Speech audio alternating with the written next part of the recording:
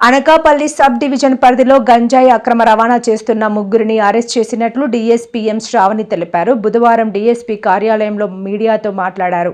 కే కోటపాడు సర్కిల్లో పోలీసులు వాహనాలను తనిఖీ చేస్తుండగా బొలెరో వాహనంలో 200 కేజీల గంజాయి గుర్తించడం జరిగిందని తెలిపారు.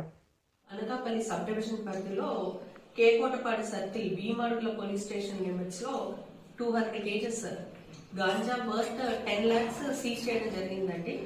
దీంట్లో వచ్చి 4 అక్యూజ్డ్ ఉన్నారు. అందులో A4 ఎవరైతే ఉన్నారో అతను ఎబ్స్కాండింగ్ ఉన్నాడు. A1, A2, A3 వీళ్ళు మనం క్యాచ్ చేయడం జరిగింది.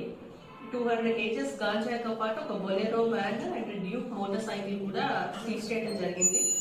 ఈ అక్యూజ్డ్ ఎవరైతే ఉన్నారో వాళ్ళు యాక్చువల్ గా ఈ గాంజా అనేది ప్రొక్యూర్ చేసుకునేసి అదర్ స్టేట్స్ కి పంపించడానికి అని చెప్పేసి 7 గోల్ సంచుల్లో 200 కేజెస్ గాంజా పెట్టుకునేసి దాన్ని రెడీ చేసి తీసుకెళ్తూ ఉండగా on credible information vehicle checking చేస్తూ ఉంటే మాడుగుల పోలీస్ వాళ్ళ గైడ్